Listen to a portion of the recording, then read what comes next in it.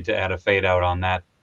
It's Tuesday, and you know what that means. It's time for another exciting episode of Tiny Meng Tuesday, live right here on streaming platforms.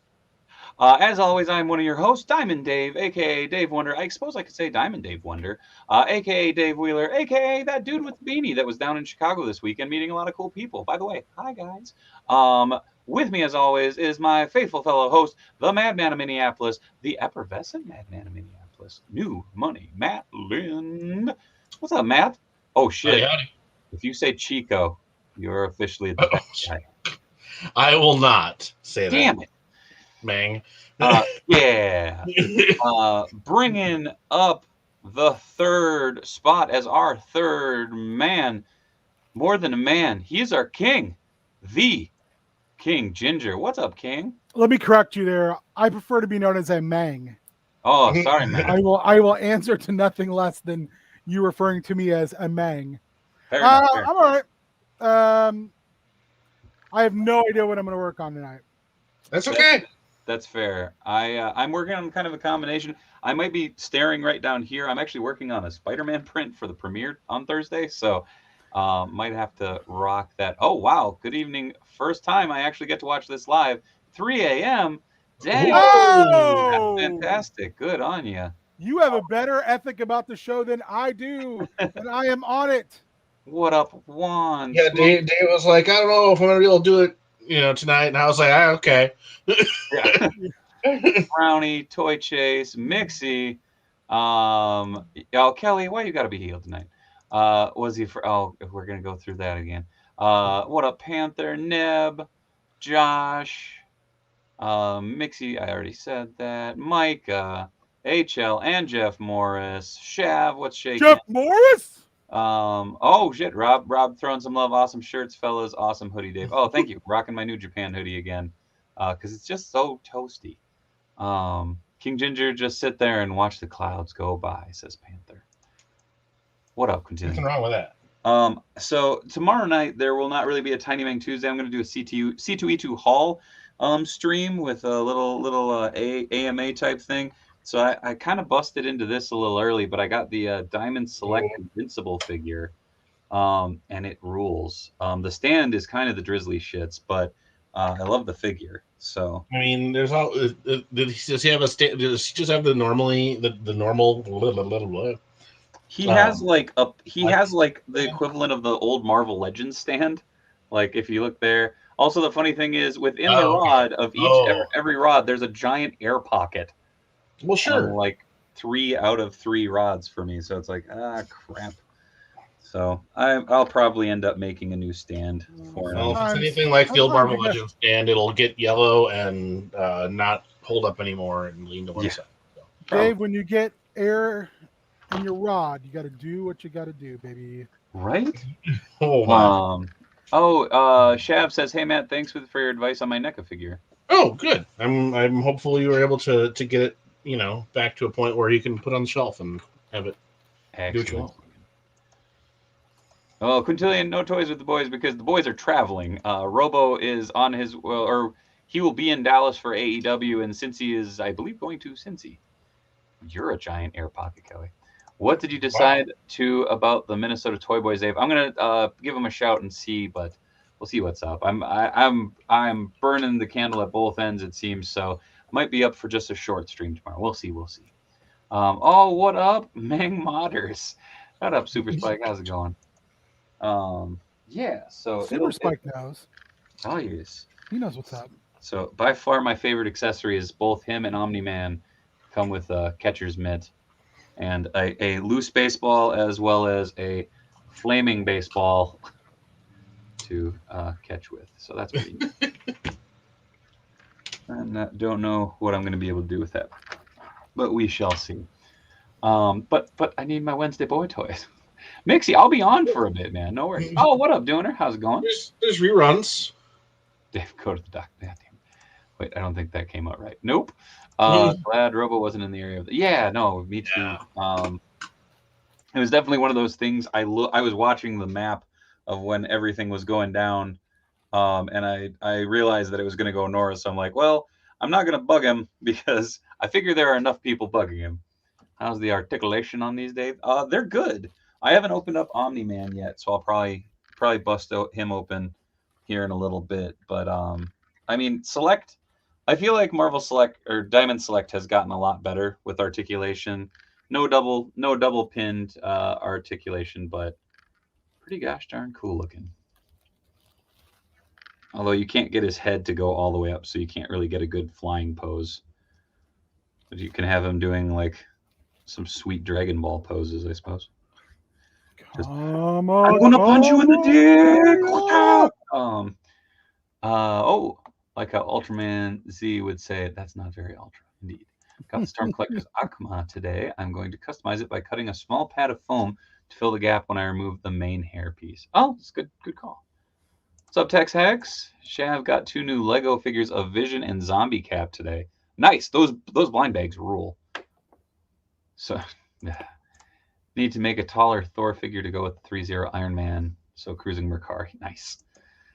Perhaps we shall do a what would you guys want to see, a top 5 figs of 2021 or top 10?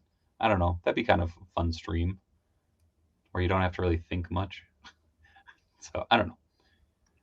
But yeah, so I am going to get back to work on this, coloring Benedict Cumberbatch's face. I want the whole set. The only thing I'm gripping and ripping tonight is a jar of pistachio gelato and some holiday nog. Ooh. Hey. Hell yeah. Oh, man. Okay. Someone's minging it at home. Right? King, Juan asks, King Ginger, what are your thoughts on Shin Ultraman? I am pumped about Shin Ultraman, but not as pumped as I am about Shin Kamen Rider. Fair. That belt alone, so good. Yeah. But I mean, when you go and basically redo the original opening, you're gonna get a nerd like me immediately, like to be like, oh God. Real quick, Kelly asked, guys, what paints do you use? I use a little bit of everything. Citadel, MSP, to dollar acrylic craft paint, as well as the Vallejo model colors. Yeah, I got a little bit of everything. Yeah, hanging out. Same boat. These are all shades of brown, which is interesting, but that would be my comeback album. Hello, Stormy. Stormy, do you want to say hello to the people? Yeah. I'm not. I can't remember what is resurrection. Is that what that means? Juan Shin. I think so. Oh, Juan. Yeah, Juan says resurrection. Joven, Bandai Hobby Paint's okay. I think it's a little pricey for what it is, and you really have to do a nice prime before you use it, in my opinion, because it doesn't. I don't know. I feel like it gets tacky really easily. So, I do love Stormy. Stormy's the best. And there was a question earlier. I believe it was Neb was asking us, King, what our favorite Star Wars movies were outside of the original trilogy. Oh. Ooh. And I think you're probably going to have to say one. Are we basing this upon the how good the movie was, or how our feeling like that we can attach to that moment? I think you're allowed whatever interpretation you want. Just maybe explain your rationale. All right, Rogue One is probably the best movie out of them. But I got one of the last times I got to hang out with kind of my tight high school crew. I went back down to Kansas for something, and we all together went to Kansas City to watch The Phantom Menace. And after we left, one of my friends said, I don't know why they called it The Phantom Menace. They should have entitled it Star Wars. On the way to the adventure, we had car problems. Because that's what that movie was. But at the same time, I got to watch that with people that I watched the original Star Wars movies with over and over and over again. I got to experience that with people whose opinion and time and everything else mattered. So I would say Even though it's not my favorite movie, it was probably my favorite experience. What's up, Patrick? No, that's fair. I mean, that's part of the reason that I have more of a, and I haven't revisited it. I do still think it holds up better than Rise of Cobra, but I went to see G.I. Joe Retaliation with a bunch of my Joe friend fans when we were at the Indianapolis G.I. Joe convention. Joe friends, that movie rules. And there was a friend of mine, was in it as an extra. So it's like, let's all go That's see. Fucking awesome. Let's all go see John and see if we can find him. Pick his nose out, as it is a giant nose amongst all the other Cobra Troopers, which you could not do. But and enjoy Firefly's wildly varying accent. Yes. He's from a country that we now refer to as non-Committistan. He's like, it's like Ironhide on the original Transformers cartoon. It's like, so there's a South on Cybertron. Okay. I'm from Southern Cybertron. Smunkin, the way to get the paint not to chip or flake off, do a nice primer before you put any paint down and seal it really well. Basically, what you're doing is forming an adhesion sandwich right there. And you also Mod Podge. Sand any tight joints. You want to free up areas around where there's going to be potential paint rub. Super Spike, damn right. There's a Southern Cybertron. Shav, Snake Eyes was a cluster, but it's a goofy action flick. I bought it on Blu-ray because it was like $5 at Walmart in their big Black Friday bins, but I still have not watched it. If it hadn't been called Snake Eyes, I don't think it would have been as big an issue. But it was, I don't know. Stealthy guy. I think as far as the Star Wars stuff goes, I have a love of the remasters, like the special editions, because I remember going to see those in theaters with my brother, with Beard. But also, like, Episode 1 holds a special place in my heart because of I got to go to the midnight showing. James was working at a theater at the time, so like it was like the employee midnight showing. So it was, a little earlier than anybody else, and I remember losing my damn mind because of pod racing. I did get to pod racing. Say what you will about that movie. I love pod racing. Whoa. I want a shirt that just says Diamond Dave Wheeler, and on the bottom there's just in quotes, "I love pod racing." I do. I'll make that shirt as long as I don't get sued. I'll be right back. I gotta go tend to the pupper. All right. I don't think you'll get sued either. But they're like, at least somebody loves that shit. Besides George.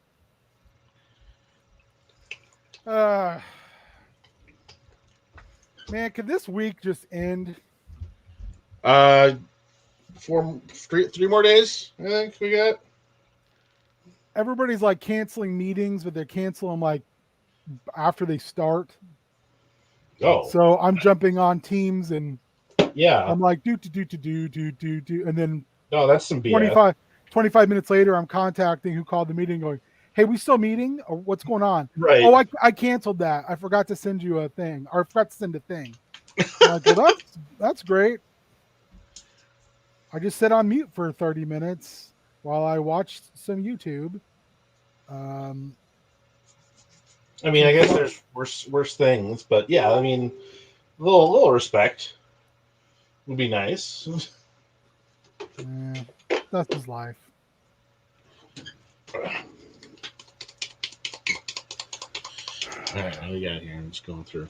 I don't think Ben's working on some miniatures, Shav. I don't know what I'm working on. Fixing the cape on my Black Knight custom because the peg was too short. It kept falling off. Now I'm going to add some detail paint to this Doctor Strange What If figure because they kind of really cheaped out on it. So I'm going to add some detail paint to his belt and such. And I don't know. We'll see what else I end up working on tonight. See how long this takes, I guess. To mix up I'm when I have nothing better to do, when I just can't concentrate or do anything correctly, I just pull out these trees that I have had forever that required no thought.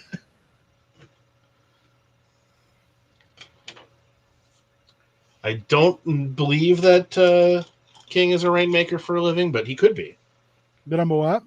a rainmaker. Somebody in the chat. I wish. No, I am. I work You in. a I work heartbreaker, love taker. Soul Taker. Joe Estevez. I picked up his work. You've got a and Robert Zadar. Robert Zadar. You've got a glowy. No, no, Joe, you're not in the scene. That was Werewolf, though. The Werewolf. Werewolf. It's absolutely fascinating. We watched a couple riff tracks here recently on like Amazon Prime and Tubi that we had not seen before. That were. Have you seen War of the Super Beasts? War of the Super Beasts. I don't know if I have. We did watch Lichen Colony. Which that one's rough. Yeah, because Hunter was like, "Why are we watching this? This isn't even any fun." No, if you can find War of the Super Beasts, I don't know if it's on any of the streaming services yet. I assume it will be at some point, but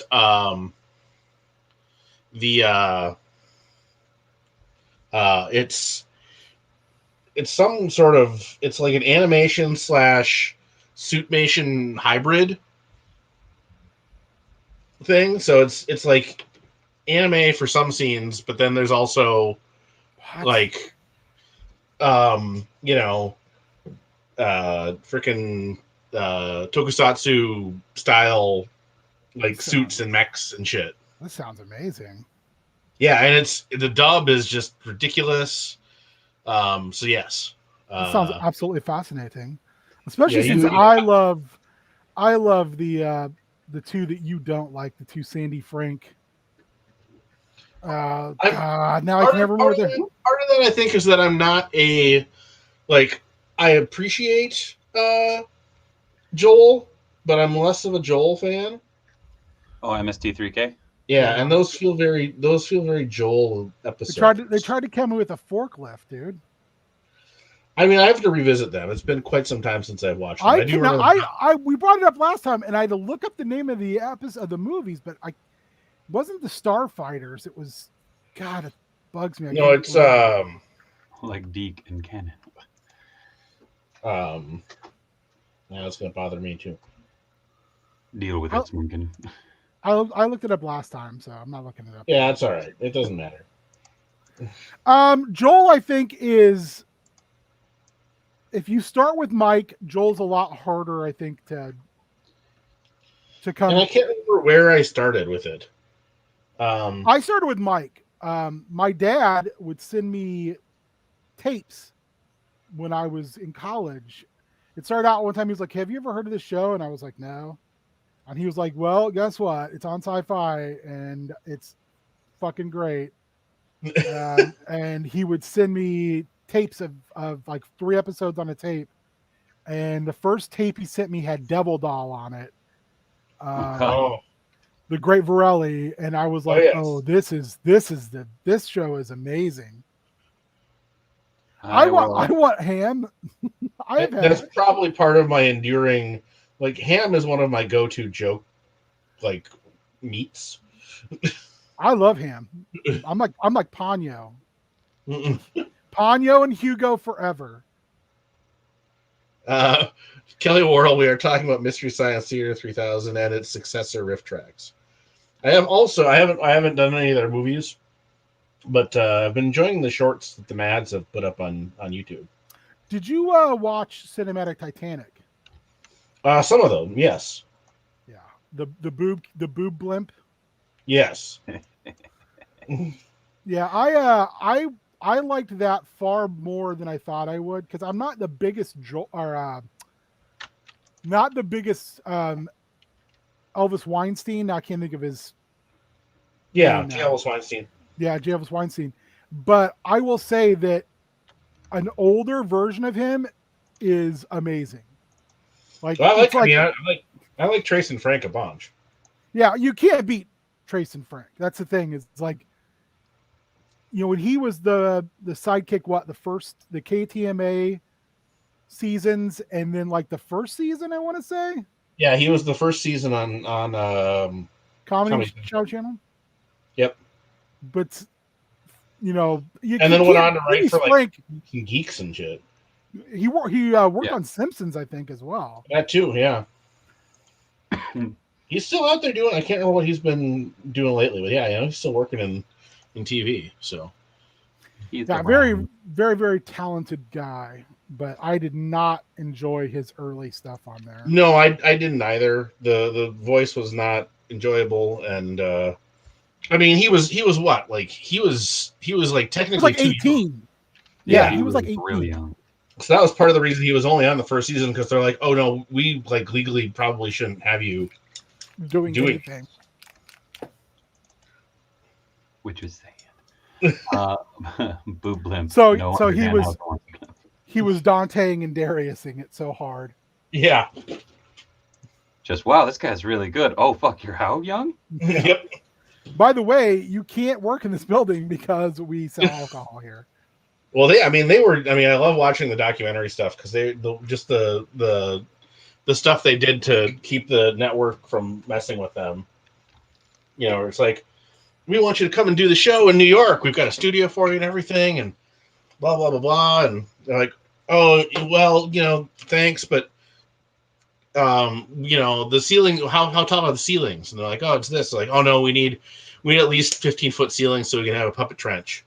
Yeah. So we need to just keep doing the show in Minnesota. And they're like, oh, okay. So whenever they would, come out to like see how things were going or whatever, they'd rent the biggest SUV they could find, because, we live in this hostile environment and would just never really, just quick pop in and out and basically leave them alone otherwise. Puppet Trench is the name of my high school prog band.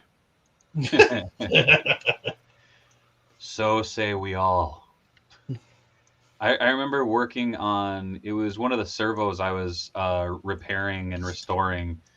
And I remember just sitting there and I'm just like, it was one of those moments where you're working on something and you just go, man, life is fucking weird. Like, 'cause you're just sitting there going, I'm reciting all these stupid lines from, MST3K, and I'm just like, meanwhile, the pile of plastic junk in front of me is lifeless and currently covered in sealer so that I can hopefully restore it.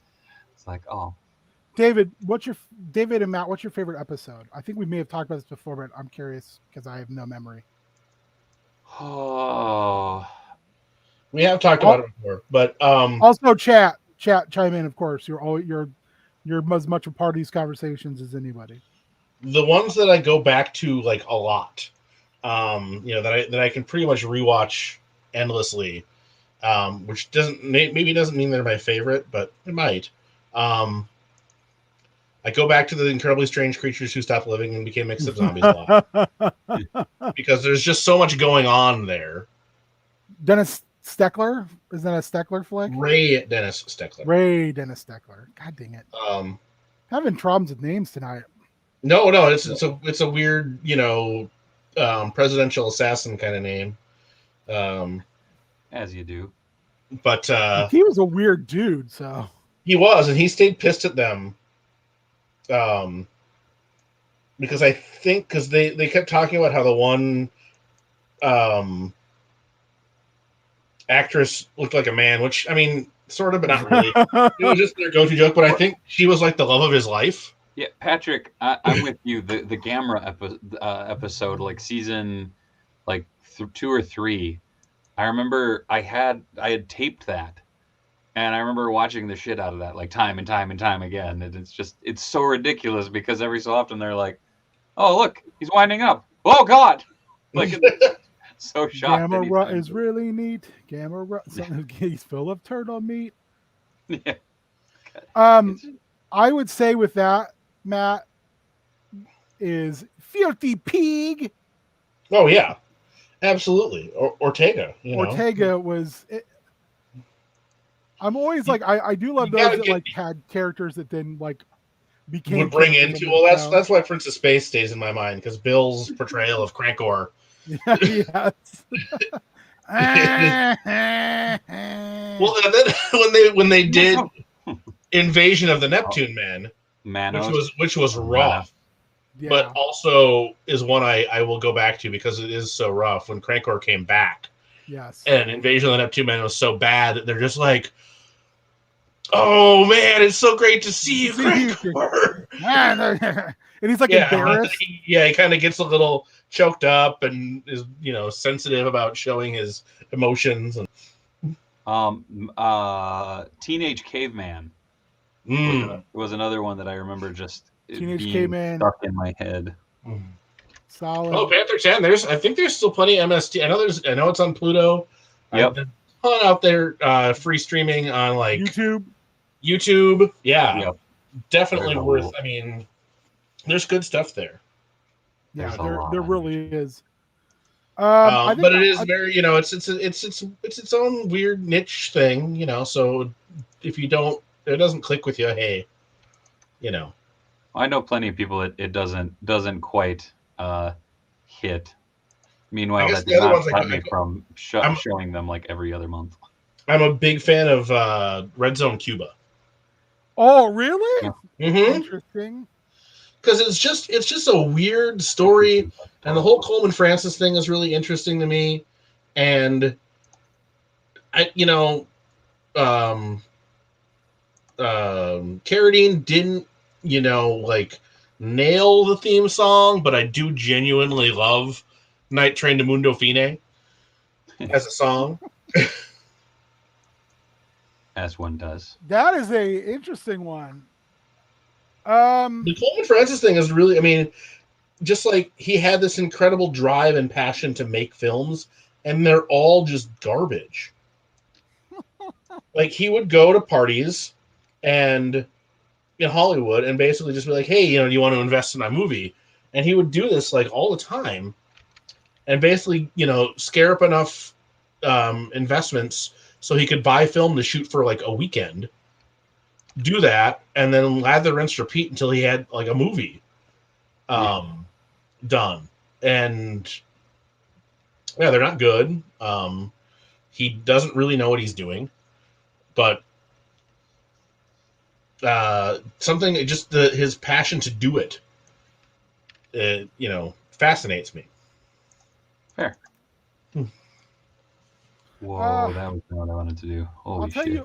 Tell you one that's not good, but that I adore the first 10 minutes of unrepentantly is the Castle of Fu Manchu.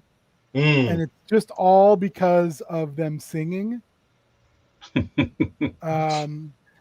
Tom is singing. He literally is singing with the shitty music, and he's making up lyrics. And then there's like this weird shot. No, that's a Godzilla movie, isn't it? Where you may find yourself sitting by Shogun Shack. Yeah, I think that's Godzilla versus Sea Monster? Versus Sea Monster, yeah. I like both those, so I mean, I really can't complain. I do enjoy Werewolf a lot. You can't go wrong with Werewolf. Agent for Harm, though, is way up there for me. Oh yeah, hot and ready, man. Agent for Harm is great, just from all the Prince references. Yes.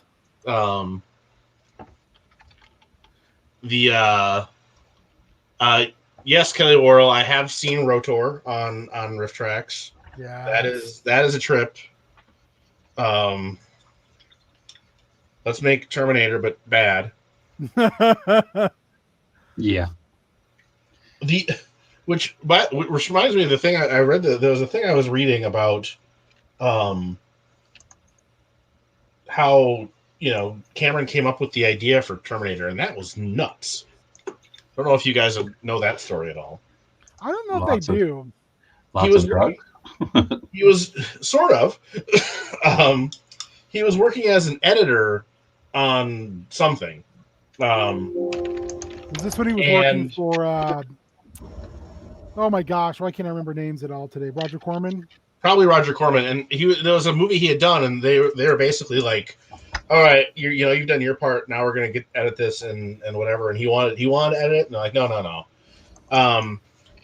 So he like stayed in the I don't know if it was I think it was overseas where they had shot it and were editing it, and he was like staying in this hotel, and subsisting off discarded room service trays. Like, so when people would finish their room service and put the tray back out, that was what he was eating. It was whatever people hadn't eaten from their room service because he didn't have any money to actually buy food. It's because he's working for Roger Corman. And he was not, and he would like sneak in to edit this movie at night, and so he was starving and sleep deprived, and like fell asleep and had a nightmare about a burning skeleton chasing him, and was like, "I'm gonna make Terminator now." I would hate to know the dream he had for Titanic. I think that was just dollar signs, or his dream was, I want a submarine. How can I make somebody else buy that for me? Yeah. I'm a submarine. Sure you are. Oh, that's kind of cool. That's not what I want, though. But So I know we were having this conversation earlier in our little chat ski. Seriously, I kind of dig Shriek and her little family thing. Oh yeah, no, that why did they mess it up? Well, I think it was just because most of those characters were dead. Yeah. And so rather than resurrect them all, because I think Carrion is still dead, right? No, he came back in Clone Conspiracy. I don't know if he stuck around after that, but yeah. And then Demo Goblin has been dead for quite some time, because and same thing with Doppelganger, though he's back. He does that. And Carnage was dead for a while because the Sentry killed him. Then he came back. Yeah. And then he was a redneck. Yeah, he hadn't really been before, but he was after that. I wish for Sentry would have been a redneck. That'd have been even better. So yeah, I think it was just creative bankruptcy, sort of laziness or just lack of interest. Because Shriek had been around a little bit. She had popped up in what was that? There was a Great Lakes Avengers miniseries a few years ago. She popped up in, but largely just kind of off the radar. I dig the look of the costume too. It's super simple, black and white, but it looks good. And maybe that's because Bagley did the design on it. But I think that's a Bagley design. Yeah, I think her first appearance is when Bagley was on the book. But Dave, you would know better. Yeah, it was. Yeah, it was. You would know better than that. I've always liked that look. She's an interesting character to me, and I kind of bummer that they haven't done more with her. The werewolf episode was great. They keep busting on Martin Sheen's brother who's in it. Hey Dave, what do you think? The Rancor thing. It kind of built its house and then went to sleep. The Rancor thing. Yeah. Does he say fire like Robo? Who? Fire. Oh, Carnage? Yeah, probably. I don't know. I just remember popping, like I was reading that, and all of a sudden it was like, oh man, you don't like, or I want to listen to Leonard Skinner, and I'm like, what? Like, yeah, aren't you the orphan from like Brooklyn? You grew up in an orphanage in New York. But I mean, not to it say was a that, southern orphanage in New York. I guess. Oh, that looks weird. Yeah, he's. I mean, I don't know. I mean, sure, whatever. I guess I don't care. I don't particularly care if Carnage is southern or not. But I got the trade for Maximum Carnage, but I played the game first, and that was kind of where I got my skewed view of a Marvel universe where Deathlock was a much bigger deal than he Yeah. ever actually was. You shut your lion whore mouth. Deathlock's always been a big deal. Oh, I love me some Deathlock, and that '90s Deathlock series is great. Especially if you're aware of the creators and all that, it really takes a different tone. Yeah. Let's see. Whoa, have any of you guys seen Venom 2? Yes, and it was okay. I have not seen either of the Venom films, but I have not either. I'm just kind of they exist, I guess. Yeah, I'm a little skeptical of them because I'm skeptical of Sony. Super but- Spike. Damn right, there's a Southern Orphanage in New York. I remember that Kingpin was British in the '90s Spider-Man cartoon. Yeah, he wasn't British. He was just classy. Yeah, he's just he had a Star Wars British accent. because it was who did his voice? Was that Brain want worky? No, Brain no worky. I feel like I knew it, but he was probably just putting on airs. Hold on, it's just going to be easier to look this up because now it's going to piss me off. He was voiced by Roscoe Lee Brown. Okay. So a guy with a Southern name speaking in a British accent. Maybe the greatest thing I've ever heard. I mean, yeah. Yo, Roscoe, what are you doing over there? Well, my good sir. Yeah. I mean, the thing is, as soon as you hear him talk, you know who he is. Oh yeah. Like it's one of those. He has one of those voices. Like here. I was born, Camille. May 2nd, 1922. Sorry, that is a section from one of his autobiographical readings. I heard tomorrow's episode of Hawkeye is going to be awesome. All of them have been awesome. Pretty good. I'm You digging. know who would be a good Kingpin? Clancy Brown. That's fair. Oh God. But see, Clancy Brown can't because he already did Luthor. True. He was amazing as Luthor. Well, The Luthor. Carrie, I'm working on a Spider-Man print. I'm going to pop it up here for just a second. I'm coloring this right now. So that's as far as I've gotten. Coming along. Yeah, bit by bit. Dave put in that fucking real work. Real boy hours. Well, I have shit that I should be working on figure-wise, but I need to get this done and off to the printer. So that. Oh, yes. Dave, I'm complimenting you. Yeah, I know. Putting them the real boy hours in, getting that work done. Word. I paint stumps. But they're good stumps. Stumpy. Oh, that goes down What the a idea. stump! What a stump! What a mighty, mighty good stump. That could be a song. Yes, it's definitely not already one. So they say. Oh, whoops. Nope, that's not right. Well, every now and again I do something and then immediately regret it. This is one of those instances. Well, at least it's digital, so you get that Control Z. Yeah.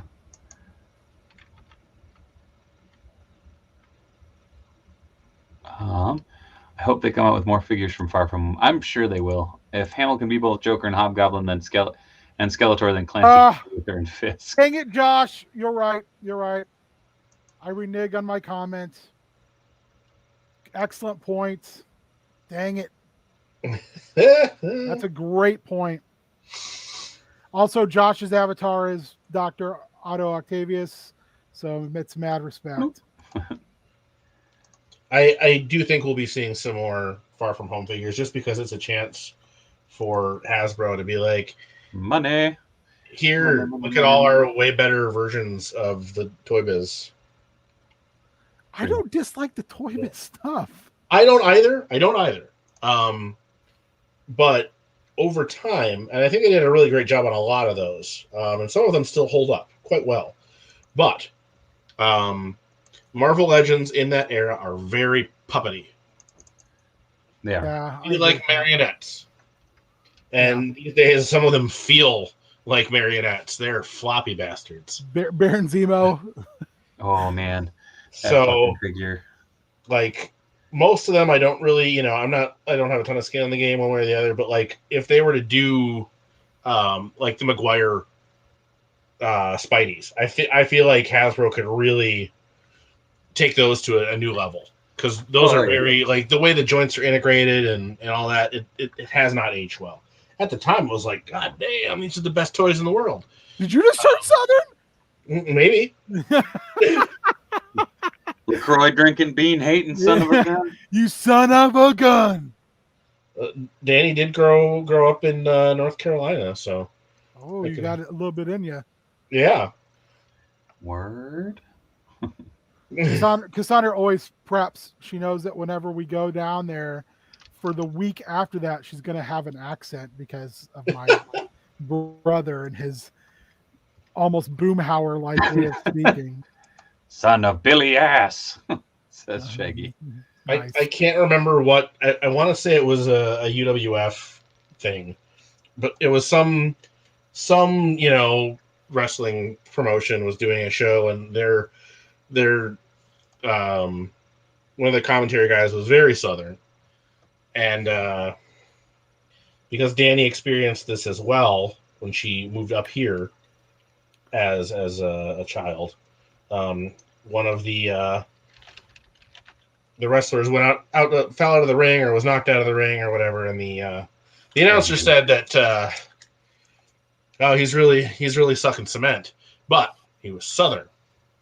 So it did not sound like that. To the point where in the next episode, they had to clarify that he did not say that wrestler was sucking semen.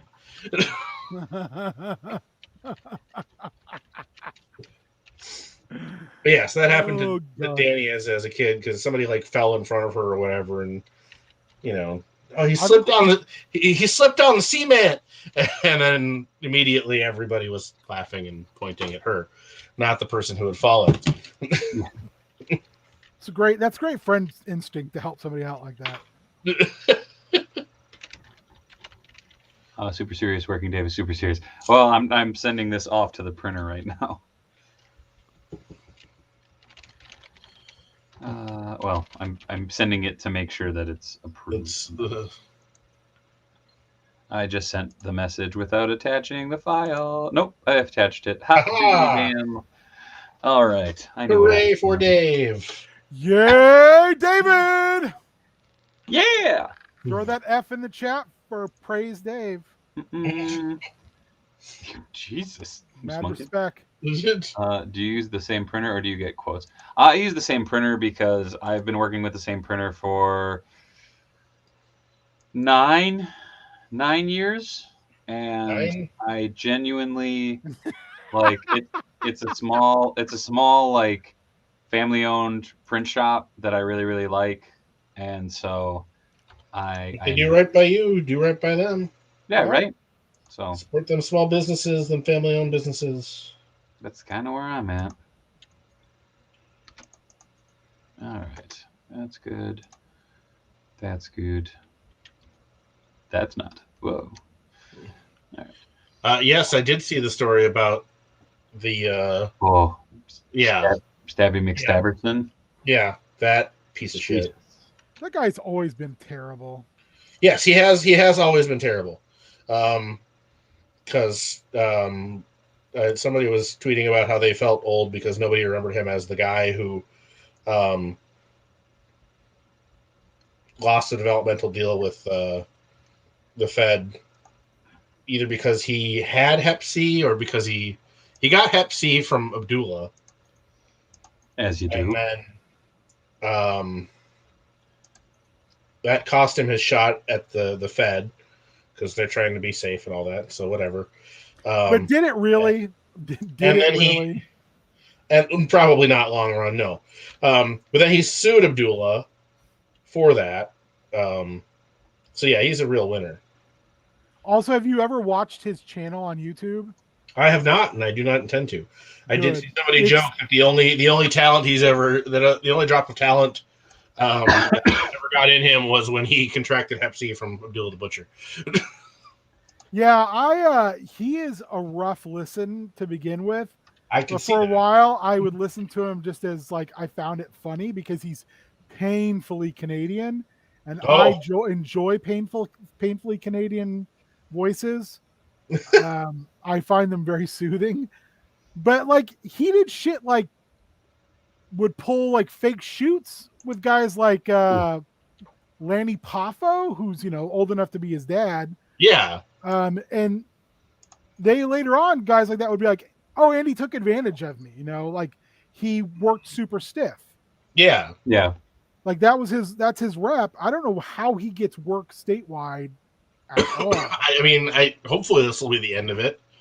And Neb, I'm not sure what you're asking. If does that happen a lot in the ring? Oh, the like, Contracting Hep C, probably not these or days. or the stabbing. But and the stabbing also, it should not. At least not without the other party consenting. Well, New Jack's dead. Wrestling, Kelly. We're talking about wrestling. New Jack's dead, right? New Jack Nice. is currently dead. Yes. He's currently dead. Yeah, because otherwise I would say that's some New Jack shit. Where New Jack has legitimately attempted murder a couple times. Yeah, Neb, I would say wrestlers going into business for themselves and legitimately trying to hurt their opponent, it happens. But Sexy Star. yeah. I mean, it happens. But It happens. Unfortunately, but anybody who's really Hey, there Thank you, Mitch. there are accidents that occur as well, and anybody who's actually a professional is not going to deliberately try and hurt somebody. But yeah, people sometimes are just assholes. So put that on a shirt. Well, I did see a thing where some people were saying he was inebriated. He was saying that it was the promoter's fault. Oh, He didn't even know that he was supposed to do that, and they just stuck that in his hand. And the other guy should have told him he was hurting him. And it just it sounds like a clusterfuck overall. oh, I'm sure it is. But regardless, that's too far, especially with an official. Yeah. We need to get our senior official on here, Mr. Rob Page, for all this. If you're working a death match or whatever, and that's what you've agreed to as a spot, then sure. Not my cup of tea, but True. But yeah, don't do that to your ref. That's not cool. Well, shit, don't do it to anybody. Well, no, but I mean, unless they've agreed to let you. And even then, you could be like, "You sure you want me to do this?" As someone who's cut an artery before, no, let's not do that because you could kill somebody. And that's no good. No, that would be quite bad. All the blood should have been his first clue. He was hurting him. Yeah. One would think, anyways. Ugh, that guy. Yeah, no, I mean,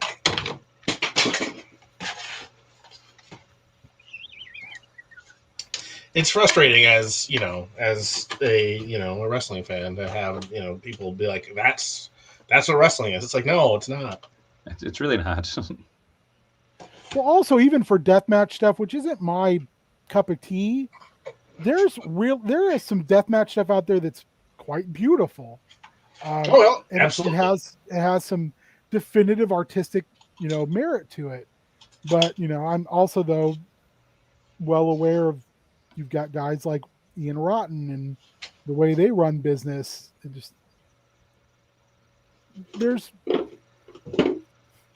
think that's what makes it hard to listen to old wrestling, angry man yells at clouds pundits who are constantly like, "Oh, this would have happened back in the day."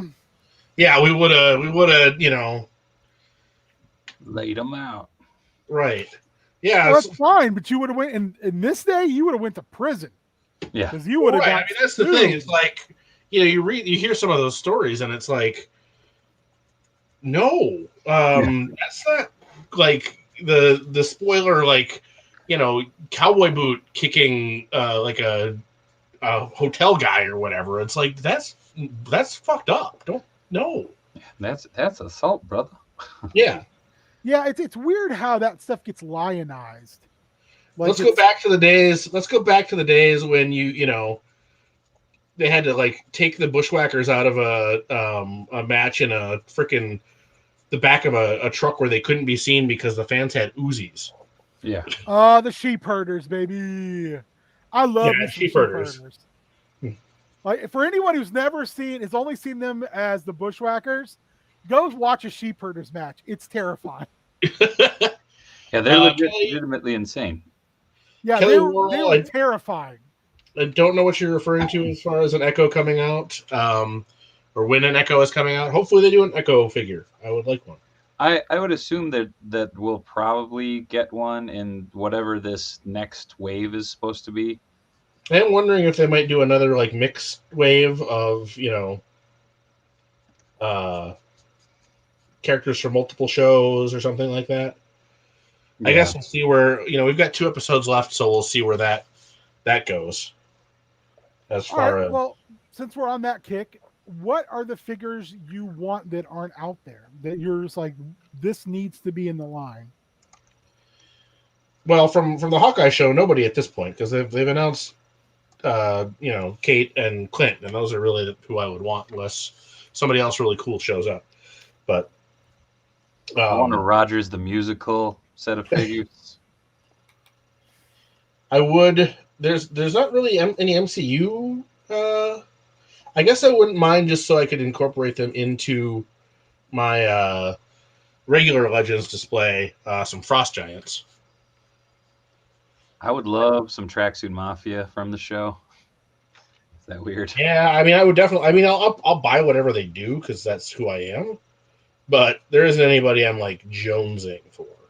Well, and that's the thing I'm talking about overall, not MCU. Okay. Overall, Cardiac. Cardiac's your number one, Dave? I would love a Cardiac figure. I mean, honestly, like it's like the weird thing is like because I'm a Spidey kid, like my characters are like, dude, I want a Judas Traveler, or I want a Marion Richard Parker Spider Slayer. Like I would love that the Bagley Alistair Smythe. Yeah, I was gonna say Right? Alistair Smythe. Yeah, I've always liked that one. My big ones at this point are probably completing teams. So I want an X Factor Wolfsbane. Shaggy, that's gonna rule. Dante versus MJF is gonna be stunning. Long shot would be cool, like a modern would be good. shot. there's no long shot. There's like the there's old a toy Toy Biz is one. big, but that's If pretty you much if it. you have one that can still stand on its own, God bless you. Yeah, it's for me. The big focus is right now is like let's complete some teams. I want Speedball. Yeah, although he's probably coming.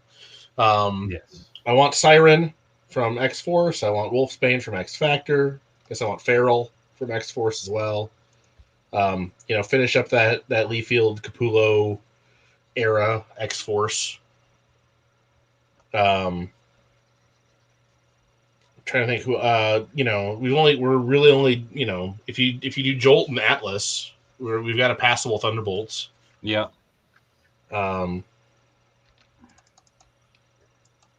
We need now that they've done I just got my 3-pack, so get me an Alan Davis, Rachel Summers. Yeah, which the weird thing is they were like, hey, there's more coming, and it's like, oh, okay, like I in my opinion, and I know this is going to be kind of a hot take, from Marvel Legends, one of the best sets they've ever done is Alpha Flight, where they were like, hey, you know how we gave you Guardian like 5 waves ago? Here's everybody else. Everybody else. Just boop. It's like, oh, well. No talisman. No talisman, no box. Come on. No, I do love the Silvestri box design. Oh yeah, Porcupine or bust.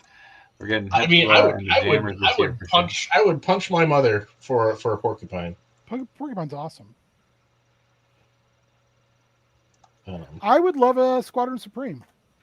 That'd be dope. Yeah, if they, I mean, I'm so kind of surprised they haven't peppered a few more of them in, mostly because they're most you can do them mostly as cheap repaints. Yeah. I mean, haven't we only got Nighthawk? Hyperion. And Hyperion. But Yep. was Hyperion in 6-inch or was he only in the 3.75? He was in There is a 6-inch. 6-inch Hyperion. Is it really? Because I they have not seen reused it. his body for fucking everyone. Yeah, but he'd probably do a reissue because I think he's probably pretty pricey. Yeah. Have we got a whirlwind yet? Yep. Oh, and you know what, Josh Bear, you are correct. It's time to roll some beautiful bean footage. So without further ado, I present the best commercial in all of streaming. So say the chat. So say the COJ. I present to you this. Do you feel like a champion? Do you worry that you don't look like a champion? Try Enhancement Talent Clothing and Gear. At our state-of-the-art facility, you'll find wall art. Not one, not two, but a spectacular 3 cats. This thing. Top-of-the-line sewing equipment that Enhancement Talent has used to make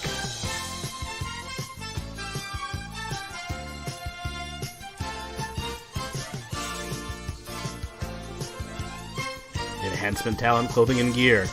Let us take you to the top of the card. Yes. Yes, I say. Yes. Ooh, Jay Cantu just got the Power Rangers Andros. Dope. Oh yeah, that's a solid figure. I like that.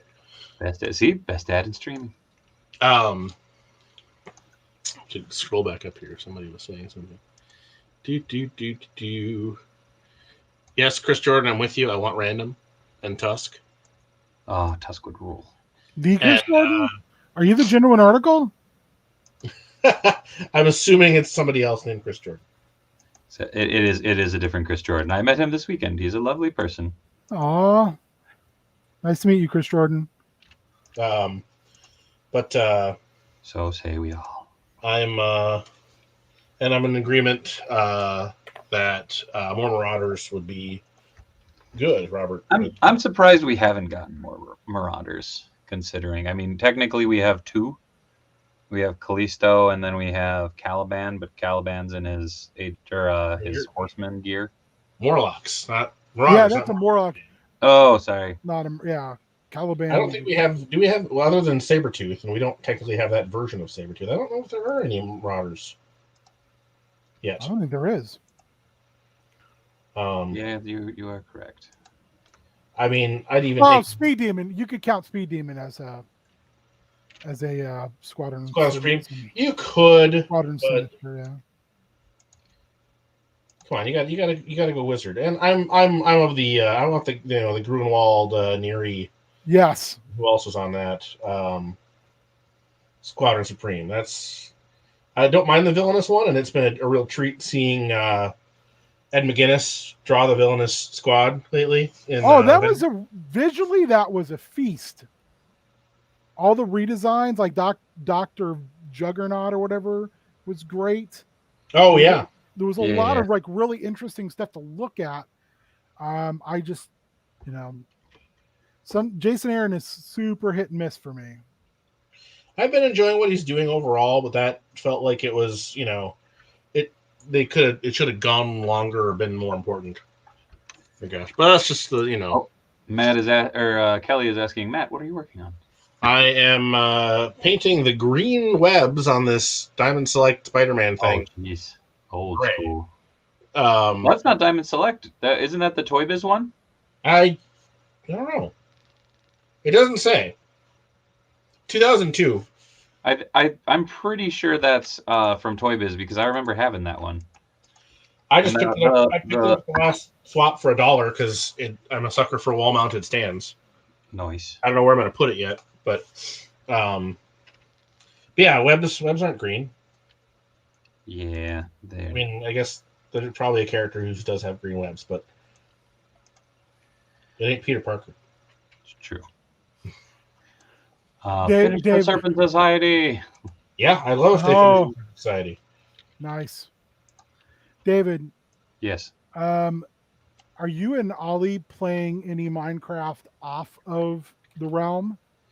No, not really. Just because we've been trying to kind of dealing with navigating and everything, and trying to get him used to kind of the idea of, hey, this is where we're at, so let's try and find what we saw yesterday. So trying to practice memorization and such. So the reason I ask is, if you're playing any games off of there, please, for the love of all that is holy, download and install the Terralith 2.0 pack.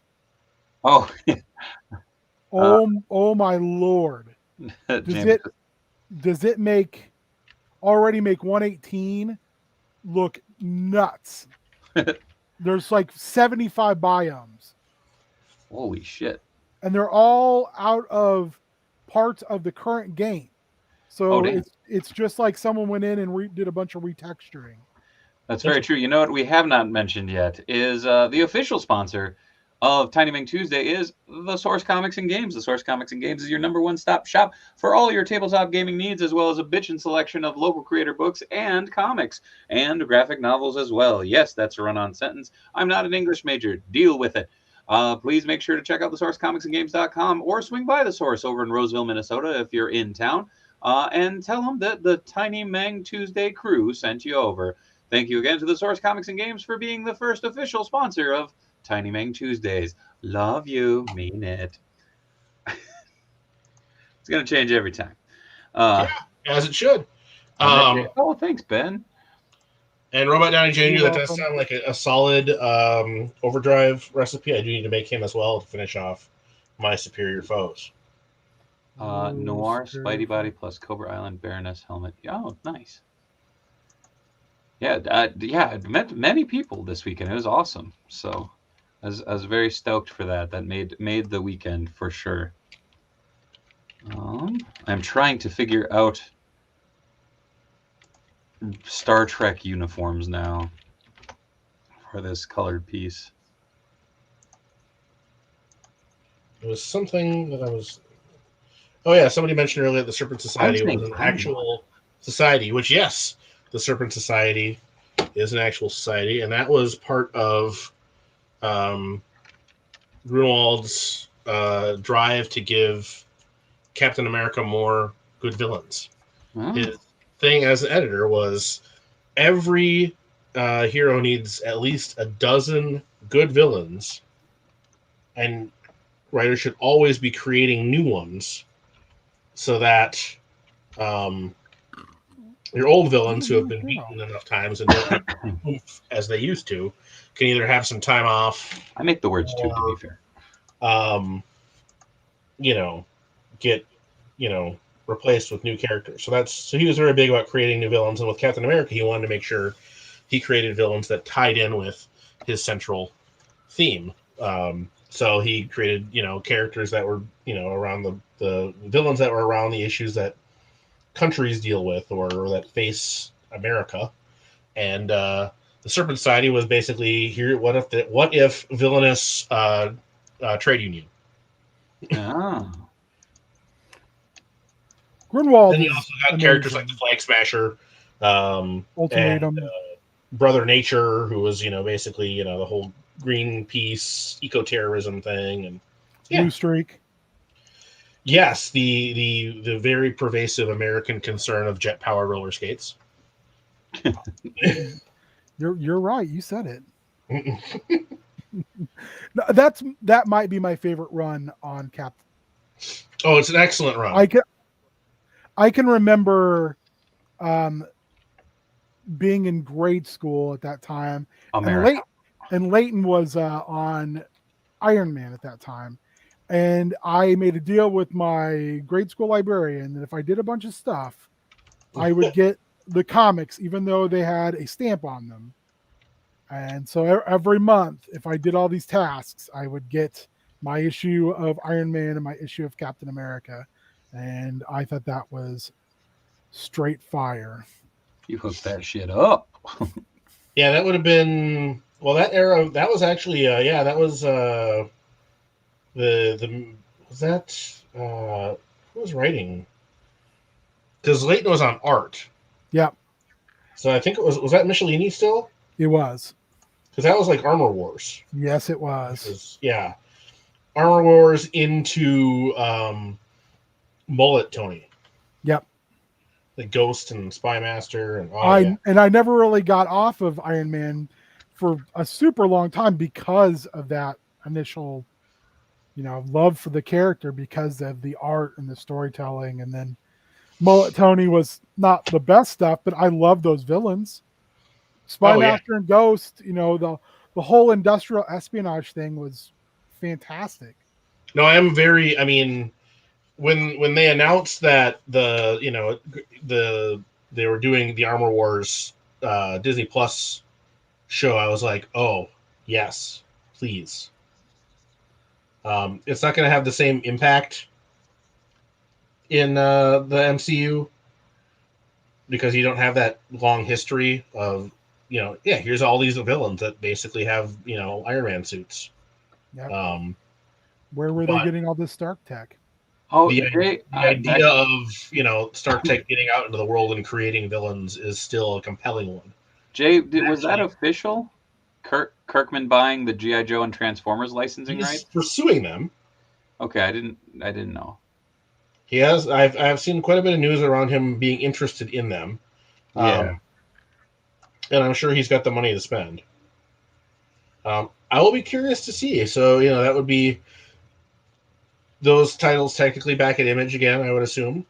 Yeah. For what that matters at this point. My whole deal is, as long as you let Hama keep doing Real American Hero, as long as he wants to, I'll buy it. Hell yeah! I was actually tabling next to Hama this weekend. He's very nice. He's a very fun gentleman. Is there any creator who has had as huge an influence on a property, like an outside property, than Hama's had on G.I. Joe? Probably not. I would say, Bob Budiansky has, because Transformers has been a much more successful ongoing concern in other media than G.I. Joe has. You could argue that because he along with a few other people, because I think it was Chuck Dixon that came up with the Optimus Prime name, and a couple other of those names. But Bob Budiansky basically did the same thing with Transformers that Hama did with G.I. Joe. Mm-hmm. But that would be about the only that we're aware of, or that's such an all. I mean, that is him. G.I. Joe is Larry. Yeah. And I don't think you can say that about any other work for hire. Yeah. Sort of thing. Not even Bill Mantlo on ROM and Micronauts. No. Okay. And that is because I just love how you were like, no, shut. Well, that's because once it was those books that taught Marvel that taught them, oh wait, we need to retain the rights to the story too that you create for us. So for Marvel, like all the stuff that was interesting about ROM and the Micronauts is owned by Marvel. So when you tried to relaunch them, it's like this looks like that, but we can't have any of those names, and we can't have any of those stories to that degree. So, and don't get me wrong, I love me some ROM and some Micronauts. Give me that Michael Golden art all day long. Oh man, that guy was born to draw those characters. Tunnel Rat is Hama. Damn right. I'm curious about our Robert Kirkman getting G.I. Joe, but I really like the IDW/Hama follow on of our Real American Hero book, so it would be sad to see him not finish it. I would hope that I'm sure that book doesn't sell gangbusters in this market, but I also don't think it's that expensive to make. Yeah. So I feel like Do you feel like that would be Kirkman extending kind of a olive branch to fans if he just yes. let Hama do his thing? Yep. Because I mean that's what IDW did. It's like, all right, here's a real American hero. Here's Larry's book. Telling the story, continuing the story that Larry started. And then here's the other stuff that we're gonna do to tie in with whatever Hasbro's got going on, or a movie, or like IDW's got a thing that I'm actually probably going to check out. I think Eric Burnham's writing it, which actually I liked what he's done on Turtles.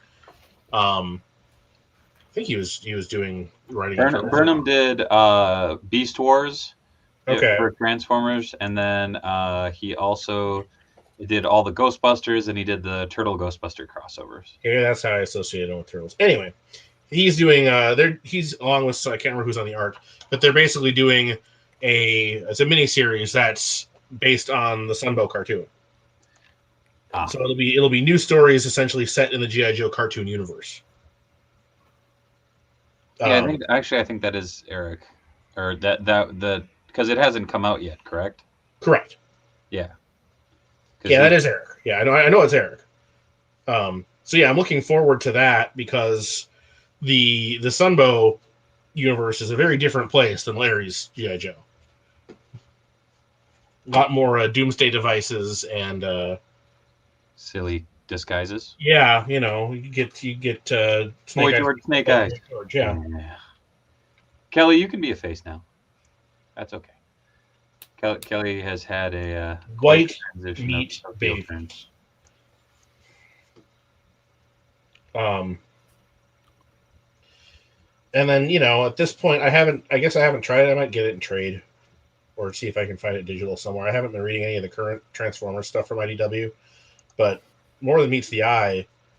I love that title. Yeah. Real good stuff. Creative team: Eric Burnham, artist Dan Schoening, and colors. Oh, so it's the Ghostbuster team. Okay. So. Yeah, and they're I mean it's full on Sunbow, character model designs and stuff. It's great. Yeah. So the James Roberts, and who was the writer on More Than Meets the Eye, and it falls a little bit into the Bendis dialogue trap, where a lot of the characters kind of have the similar stuff. Or, your MCU heroes, where it's like, okay, everybody's a little snarky. Yeah. But there's some really fun concepts in there, and it's genuinely emotional, and I like it a lot. Hell yeah. Some Doctor Who elements. I'd like to see Hasbro do a Legends adjacent line of Micronauts. That would be awesome. I would love if they were to do anything with Micronauts or ROM. I know they can't. It's not going to be part of it, but just make a 6-inch freaking ROM figure that fits with Marvel Legends. And take Matt, Josh just asked, did any of you pick up the Marvel Legends Psycho Man? I believe you're the only one who picked it up, right? I did pick it up. I like it. I wish he had a pointy finger, so he could press the buttons on his, emotion controlling iPod thing. But yeah, I like it a lot. I know people have complained about him feeling short. I don't guess I really ever had a huge sense of Psycho Man being tall or not. The way they incorporated the articulation is really nice, with his weird pipes and stuff. Yeah, good figure. I recommend it. Hell yeah. That is just one that I was like, well, I like Psycho Man. I don't need a Psycho Man. I don't know. You might. Nah, there is a heavy culling of things coming in my collection, and sadly, I think the FF might be getting the axe. I've been trying to. It's been an expensive year, so I'm definitely kind of trying to recover, and make space and all that. Figure out what's gonna stick around, what might not. But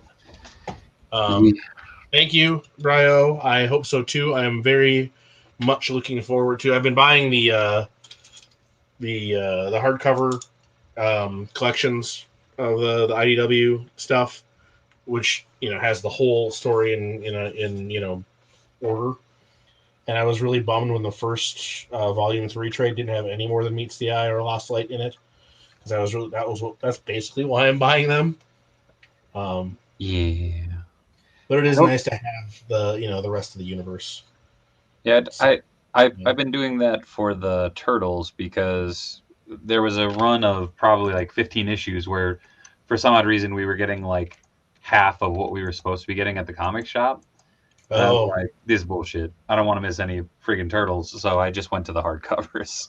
I'm doing that for Turtles too, and it's just nice to have it the whole all right, here's this whole story. Yeah. With all the miniseries and one shots and all that stuff, where they belong in the chronology. It's an attractive package. They're well done. So Yes. I guess I hope. Huh? Shit! That just unless they really up the pace, IDW probably isn't going to be able to finish up their hardcovers of the Transformers stuff before they lose the license. Ooh, that sucks. Because I think they're doing them basically like once a quarter. To this day, I still hate Getaway. And I don't know when the license expires. Into next year, I think. You never know. They'd really have to go pedal to the metal. Would you say they'd have to pick it up, pick it up, pick it up, pick it up, pick it up? Yes. Excellent. Well, let's see here. Oh yes, I'll pop this. Somehow I was way behind. I thought I was live. No wonder I was so confused. Oh, Mixie, come on now. Here you go, Brio. This just showed up yesterday in the rage. in the old mail. Got my Mastermind Creations Mentis, aka Wrong. Nice. Here, I'm gonna actually hold up. Hold up. That's neat. Yeah, he's a cool figure. He's a little bit back heavy, but it's a scooter. Okay, get off here. Thanks, Kelly. I appreciate it. And as he does in the comics, he transforms into a pole. As you do.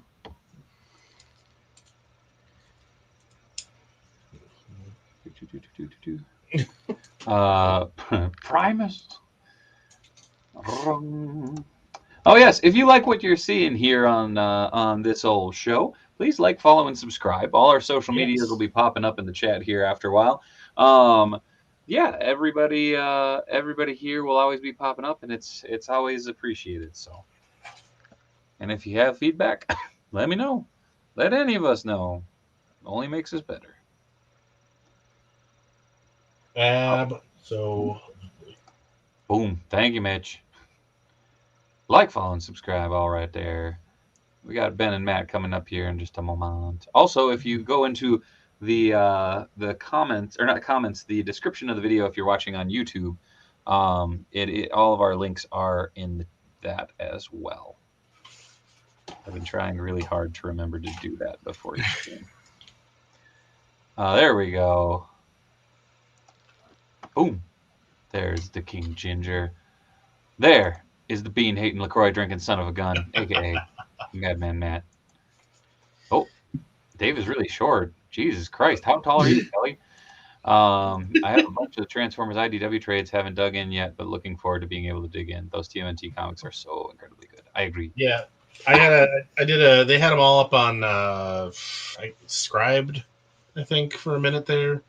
I subscribed to that. Basically, it was just a digital platform for books and comics and stuff. And I read a bunch of the Turtles, and yeah, it's a good run. I like it a lot. The TV version of Casey Jones as a figure. Are you talking about the animated one? Because we already got him. We already got the movie version. Minnesota sure shit didn't. Yeah, true. Also, if you'd like to send us any goodies, except for food, send it to this P.O. box, and I will make sure to get it out to the Tiny Meng. That is Dave Wonder, P.O. Box 1274, Minnetonka, Minnesota 55345. I just stopped by this morning, have some fun goodies to be gripping and ripping in the next few weeks. Dave is only 4'20" tall. What? How many volumes of Phase 3 IDW Transformers have been released so far? Just one. Really? Yep.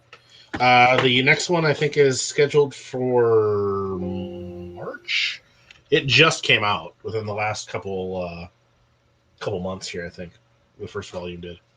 A business suit Casey variant would be cool. I could see. And I also it wouldn't surprise me if they found a way to reissue the animated Casey. Yeah. Either just straight up reissue that 2-pack, or work him in somewhere else. They'll find a way. Man, this does not bode well for them finishing it then. Yeah, sadly not, Tex Hex. No, I should probably just go get the Lost Light traits and be done with it. Which I've been debating anyway, because again, that's why I'm there. But we all love you, Dave, but Matt is better. Ouch, Kelly, damn. Wow. There's a difference between being a heel and being a dick. No, you got to be like those old school heels. Listen to Bully Ray. Got to be a real heel. Oh, bully. Bully. Boop. Oh, that's what I wanted to do. There we go. Oh, no. Okay, Star Trek folk. Who on the blue shirts on the OST, were they silver or were they gold? Were the what? The stripes. I said, are they silver or are they gold? Well, Dave needs to make a Raph as Casey Jones turtle figure. That would rule. Trying to look it up. Yes, please chat, enlighten Dave, because I have no freaking idea. It looks gold, but well, thank you. And North Star's costume is blue or not? No. Silver, I think, is the new JJ movies. Yeah, it looks like that. Dave, I still have to send you a Christmas gift if I send something for Brett Beard. Yeah, totally. And yeah, please don't feel obligated to send anything, but I had a lot of people asking about how to get stuff there, so maybe Asmin. Josh Bear says it's gold. Yeah, looks like glittery gold. Yeah, that's what I was thinking. It's one of those things where it's like it's just off enough, but then he drew them as kind of the new uniform, so it's like but it has the old stripes, but they're the curvy stripes, so it's not the modern uniforms. Alternate universe. Now on a Legend style. Now on a Legend. Whoa, where'd it go? Legend style Grifter and Backlash. Grifter and Backlash. Funny you should say that. If you can get your hands on a breaker, you can make yourself a Marvel Legend style Grifter. Plus, you get the bullet bike to boot. This figure. Yeah, I was like, I should buy some of these clearance breakers, and they were just gone. Yeah, they came and went real quick. I had gotten my hands on one, and I was just like, it's a dude on a motorcycle. I can do something with this. And then I was sitting there staring at it, and I'm like, kind of looks like the bullet bike. I wonder if I could make that into Grifter. I'm gonna make that into Grifter. Nice. Looks like both. Speaking of classic turtles, I'm expecting my Wave 4 of TMNT Ultimates from Super 7 this Thursday. Hell yeah. I got it, Brio. Thank you. Actually, so I got impatient because I knew I wasn't going to be doing an unboxing tomorrow. So I did round out my turtles. So I do have Robo's favorite, Donatello. Donatello is the best. Beg to differ, but that's okay. It's okay to be wrong, Dave. It's fine. Ouch. Did Robo get to you? Dave, the front of that bike reminds me of the Mask Condor. It does. Oh, what up, Gail? How's it going? Oh, thanks, Gail. Frag, we do not have a Target where we am. Oh, no. They've dried up hard anyway. But yeah. Oh, see, Boo Cat likes Raph. That's okay. Let's see. Donnie is the best. Oh, the argument has begun.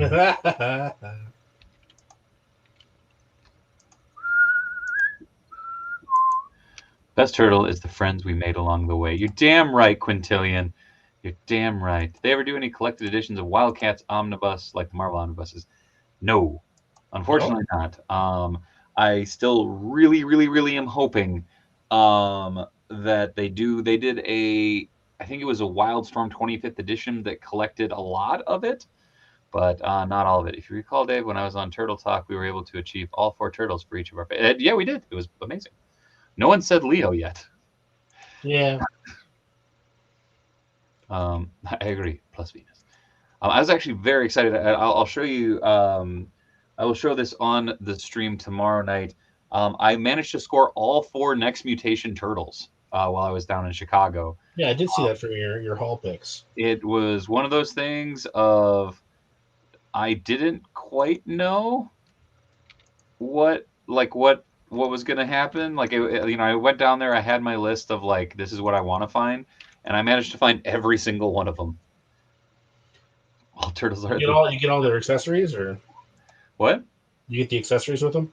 No, and honestly, I think I might do like custom weapons for them. That's fair. I only the Next Mutation were the turtles that I initially like bought because they blended better with like my Toy Biz Marvel stuff aesthetically, more so than the Playmates ones. I had those as well. I was like, all right, these will blend in nicely with my Marvel characters and whatnot. And some of those accessories are like, this is what are you doing here? Like, Donnie came with a freaking ice skate blade. Yeah, like with tape wrapped around it. It's like, holy crap! Yeah, it was not great. Oh no, it was awesome, but it was like this is surprisingly vicious. I don't know. They were all that one single color of plastic though too, and like I don't know. That didn't help. But that for as a customizer, that actually was like, oh cool. I can pick. Since in the show Venus had orbs and not fans, indeed. Dave, who made those Next Mutation turtles? They were Playmates. Yeah. Still want the Samurai Turtles coming up from. Hell yeah, I do too. Perhaps like me, a loose cannon. What was the name of the female turtle? That was Venus. Venus. And in the modern series, Jenica. Let's see. Okay. Oop.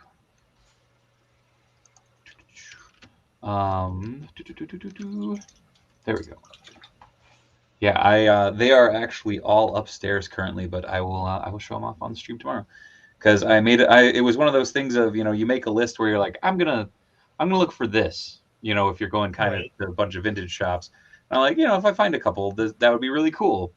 And then I found all of them. I'm like, oh, well, shit. I would 100% take a modern Venus in addition to modern Jenica. That would be awesome. It's pretty crazy turning into a turtle through a blood transfusion. Yeah, Jenica is just that. Dave, you need to remember, I'm from the future. I knew it.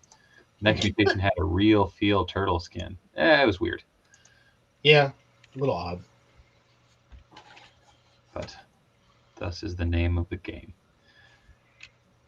No, there was a lot. There's a lot in that series where I just kind of sat there and wondered about my sanity. Live action turtles weren't got you a little weird. It was like the movie Turtles, but like with a fifth of the budget. Well, yeah. But it also had a gorilla in a suit. Yeah, it did. That toy ruled. I was very tempted by it. I never did buy it. I remember seeing it at Shopko many times. All of the Shopko. No, I mean action. Wait, what? It was basically just. Oh yeah, gotcha. Were you our evil overlord? Maybe. I'm a Leo guy. You're just a little slow on answer as I'm work and pretending to do my job. Fair enough, Tex. Also a Leo guy. Fair enough. Leo's the Cyclops of the turtles. That's fair. That's a loaded statement, but it's not untrue. It's true. Boop. Turtles meet the Power Rangers. It's true. Power Rangers Turbo. I keep looking at those on my pre-orders, and I'm like, I don't know if I'm going to stick with these or not. They look really good, but I got to cut back. The turtles are one of the main things that made the cut. So like all right, you win this round. I have a bag of bodies for either one of you, by the way. Ooh, dope. I It's got lots of all bodies. it's Marvel Legends stuff. So. Ooh, sweet. I actually might be able to swing up tomorrow, possibly, if you are around. So I'm gonna be. Where am I gonna go? I don't know. Well, okay. I should say if you're not in meetings or anything. Perhaps. I do have meetings, but if I know you're coming, I can just put it between the doors. Okay. I will text you tomorrow because I gotta run some errands in the later morning. Yeah, I've got I'm supposed to have like a super long all day meeting tomorrow. Oh, thanks, Gail. Have a good night, man. Also, great work on that custom body you were working on. It really came out nice. I'm a Turtles ensemble guy. I never look at them individually. Fair enough. Sorry, in space, not turbo. My bad. And thank you again, Gail. I really appreciate that. Love you too, buddy. Power Rangers and Turtles make the cut, so pre-orders is safe. Gotta roll. Phone's gonna die, but this was a blast. Also, bag of bodies taken out of context. Just coming in would be an amazing intro if you were coming in blind. Hell yeah, Mr. Geeky. Well, we'll talk soon. We actually have to talk soon.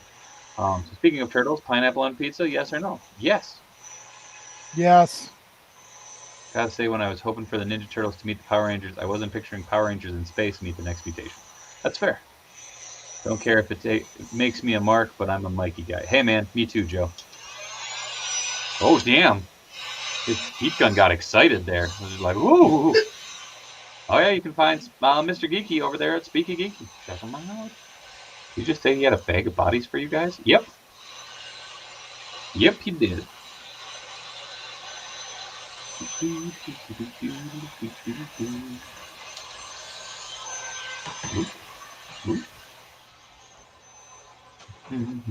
MMPR TMNT stuff are the only turtles I will have in the collection, so they have to stay. Nice. That's fair.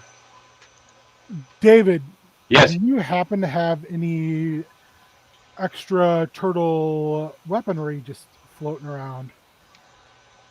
I do, but it's like kind of the weird weapons. I want it from O2, so that's probably best. No, that's fair. Yeah. Yes. Let me dig in the bins. I will dig through this evening once we end the stream. Oh no! Yes. Dana. Sorry, that is a random reference that makes no sense out of context. Oop. Oop. Oop. Oop. Oop. Oh no, that's not right. There we go. Cool. So I know a little interest in vintage dolls here, but Mattel made a line more 80s than Barbie. Jazzy. Oh. Do you have any? I'm not familiar with Jazzy. That definitely seems like the kind of thing that I would file away because I like the weird 70s. Like here's Shaft, but not. Shav, drop me a line on Instagram and we can talk prices and stuff. I always go for the smart member of the team: Donnie, Beast, Egon, Dr. Mindbender, and so. Dr. Mindbender was so smart he put a shirt on. That's true. No. I think we have this conversation at least once a month. This is true. Matt and your brother are pro shirtless Mindbender. Yeah. And it was a long time ago in the chat there. But Robert Hill, that Batman chin mod looks excellent. Indeed. Good work. No, I the headcanon that I've developed around Dr. Mindbender, because they do say he's a narcissist on the file card. So he's just, when he's not creating robots and clone emperors and stuff like that, he is just doing freaking lat pulls and whatnot. Just getting swole as hell. Yeah, because he's like, no, I am the smartest and the strongest and sexiest guy around. Everybody needs to just acknowledge my greatness in every single regard. So we've been going back through Venture Brothers, and the other night we watched the one where with Sphinx, Yes. where they get back together because of the ad Gary put out. And I forgot how funny and dark that was, that all those old Sphinx agents had nano bombs in them, so they were all going to die anyway. I've got to go back through Venture Brothers here. It's been a while. It's so good. Oh yeah, it's great.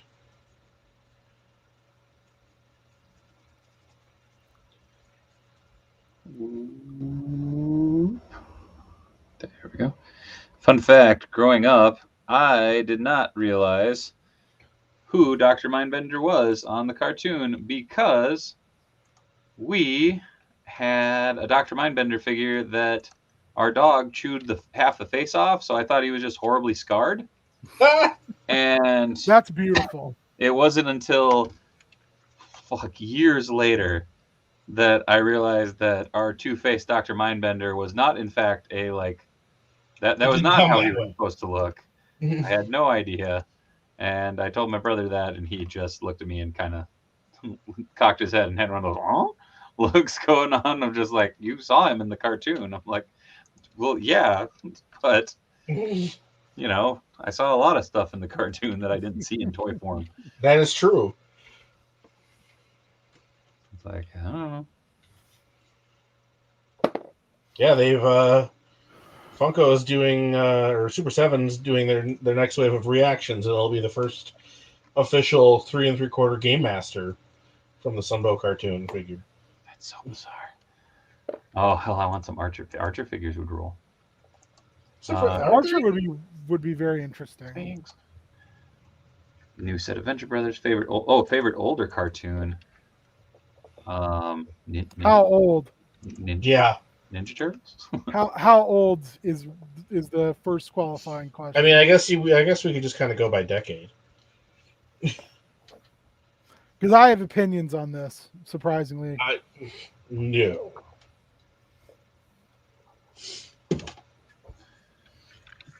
Thundar the Barbarian. Oh, that's a good one. Thundar is amazing. Oh, Panther 10, you gotta check out Venture Brothers. Yeah, Venture Night, Brothers. Kelly. Have a good one. It is a love letter. It's sublime. Thanks for joining us, Kelly. Bye. In space.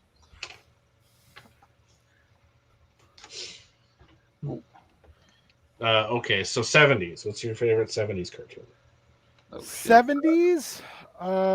That's going to be a tough one for me. I don't have a huge depth of knowledge. That's really hard because, again, I don't either.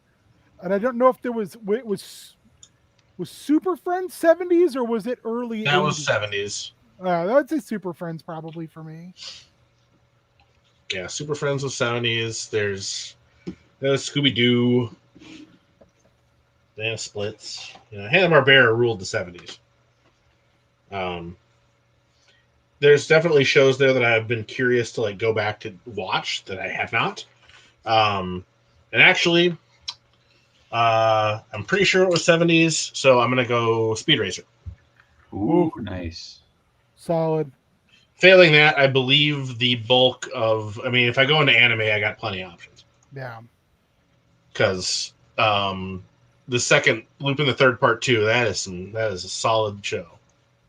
I've never watched it. It's one of those things that's always been on my I really need to watch this. Everyone tells me how great it is. Take it easy. Yeah, I wasn't around in the 70s. Well, neither was I. I'm a geriatric millennial, but I was not alive in the 70s. Is that the name of your prog band? That is apparently where Geriatric. I believe I'm not. You might not make the cutoff, but I don't know where King is at age wise. But I know your brother and I are both geriatric millennials. I'm the oldest. I'm ancient and wicked. Well, I just don't know if you're at the cutoff, but if you're I'm Gen X. Gen X. Okay. Gotta remember, I just had a birthday, and I'm so old I forgot how old I was. Oh, I do that all the time. That's fine. Like, we had to do math, and I was not proud of it. No, it doesn't matter. All right, so there I'm gonna call that done. Nice. That looks awesome. Yeah, I mean the webs aren't green anymore, so. Nice geek show. Star Blazers, aka Space Battleship Yamamoto. Oh, very good show. Yeah, I am just a little kid. Geek show. Little. yeah, there was a lot of good anime in the 70s. It's true. What about That's- 80s? What are we going with? Ooh, I really liked the Marvel 80s. Hard to beat it. You know, like Hulk and Spidey. Spider-Man's Amazing Friends. Awfully Yep. hard to beat that. 80s, I probably got to go Transformers, personally. Right on. Even Yeah, Joe's more good. Danger Mouse is a solid pick, Mitch Falcon. Danger Mouse rules. And the weird thing is I categorize Turtles as more of a 90s than 80s. I know that it started in the 80s, but for me, It feels more like an 80s cartoon than a 90s cartoon, though. yeah. But even so. So my head says Thundar. But my heart, Thunder was 70s, wasn't it? oh, I think Thundar was 80s. Yeah, I gotta look.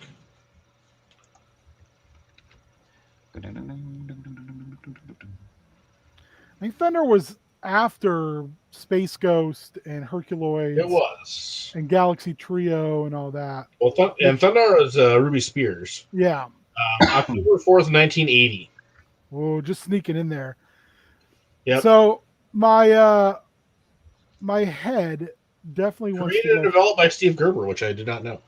Yeah, I don't think Ditko did, but Toth and Kirby worked on the character designs, which you can really tell. Oh, yeah. But my heart and where I would go with is the Dungeons and Dragons cartoon. Ooh, That's solid. fair. I love that cartoon. It also is a cartoon where the whole time the characters might have been dead. That is true. That show is remarkably dark for a cartoon in the 80s. Thunder the Barbarian, at least according to Wikipedia, was canceled because Paramount wanted to make room in the programming schedule for Laverne and Shirley in the Army. I know, isn't that wild? Just wild. All Whatever. right, 90s, baby. I gotta go Turtles.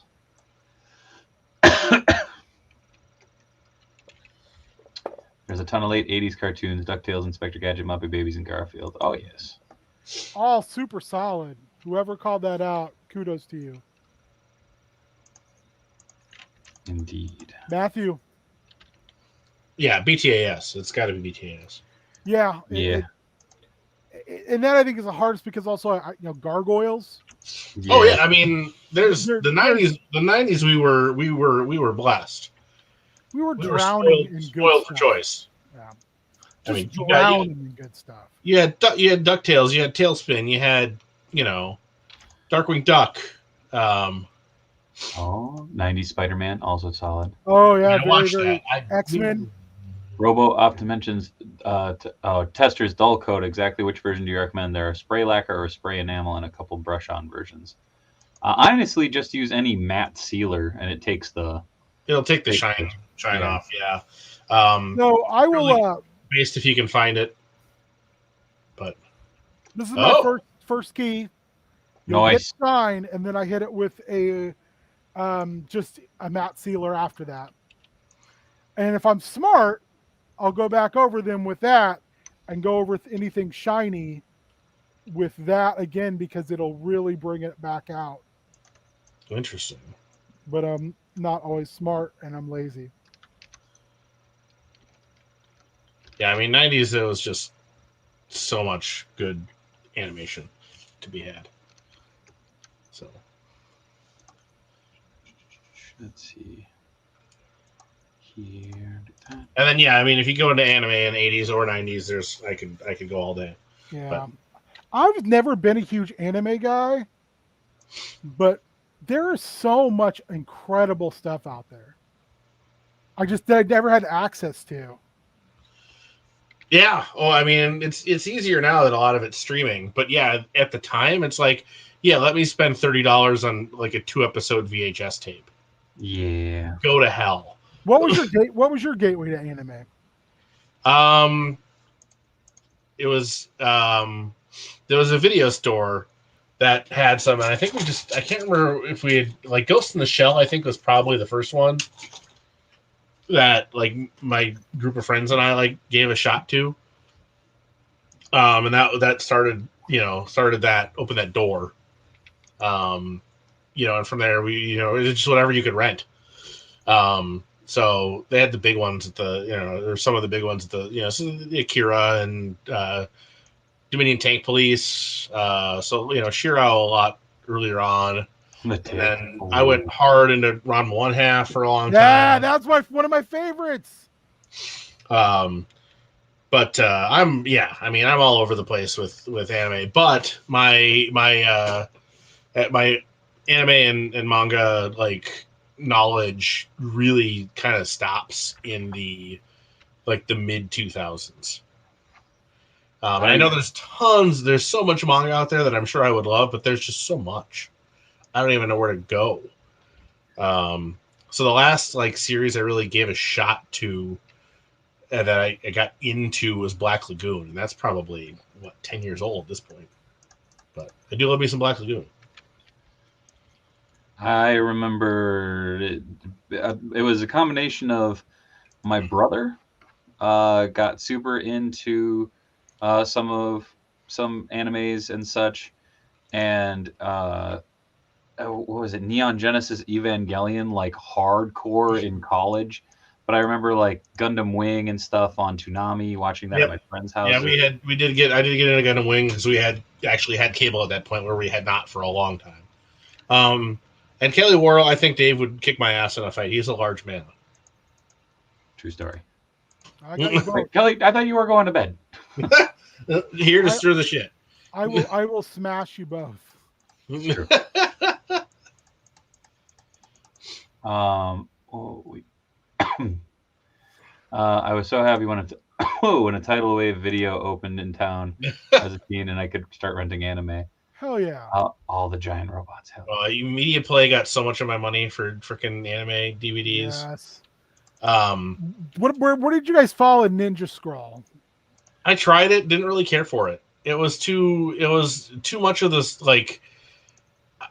the ultra violence and sex and things. It's like that's not really why I'm watching anime, I guess. Yeah. That's what you're into? More power to you. That was one of the first ones I watched. The animation's great. Yeah. It really was kind of a turn off from anime. And maybe that's not. Oh yeah, no, that is very much the that skewed perception of anime, and when you dig more into it, and there's a lot of great stuff out there, but that's why when I finally saw Ranma 1/2, I was like, "What is this crazy shit?" And why are you watching this? Everybody's like, "Oh, Ninja Scroll, this, that, the other," Wicked City. It's like, or Miyazaki. And as a horror person, someone who loves horror, believe it or not, I've never seen Perfect Blue. Perfect Blue is good. All I've heard is how absolutely wonderful it is. It's been a long time since I've seen it, but I did have that on VHS, I think, back in the day. Where do you fall on Junji Ito? I haven't dug into his stuff. I hear a lot of good things. Oh, Robotech was the best. Dave, what about you and Robo would win in a fight? I think I'd take Robo. Yeah, I mean, having now met Robo in person, I Is Robo a small man? He's probably white. He's wiry. I mean, I wouldn't want to fight him, but I still I feel don't like want to David fight him take either. Those days are behind me. I no longer am like, I want to fight that guy. There was Mitch a time. Falcon. I love Akira, but I'm much more into the manga than I am the anime. The anime is great, but they had to take out so much to fit it into that time frame. And Otomo's art, like in black and white, is just gorgeous, and it does you can't get that level of detail on in an animation on the screen. You can get close, but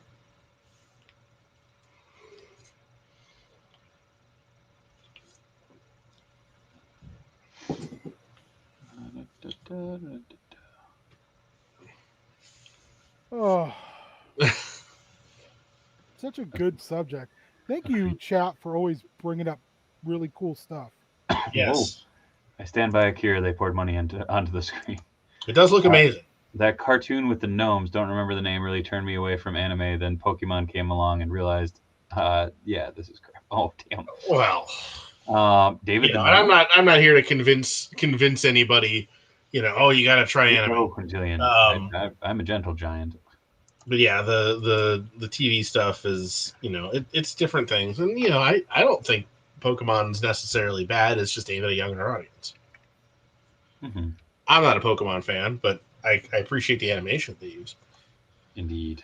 I have a bizarre interest in Pokemon, but I don't understand it because I'm older, and so therefore I slightly fear it. Because I'm like, I love the idea of like, hey, let's go find wildlife and turn it into our best pal, and then have it fight. Like, I was listening to an episode of the McElroys, my brother and me, and Griffin during the episode realized that Pokemon is just cockfighting.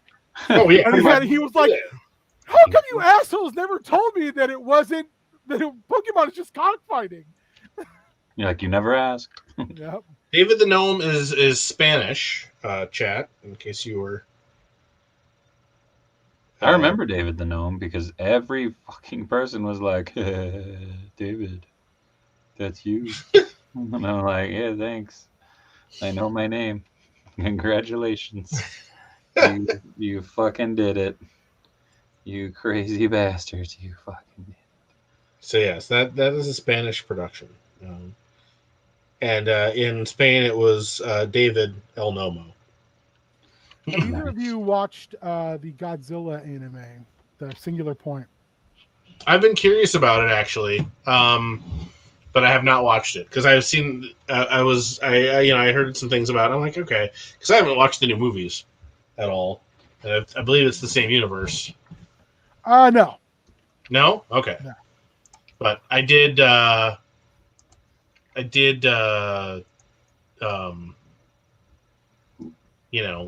saw the figure that they were doing of Jet Jaguar. I'm like, oh, that's a fun weird take on his design.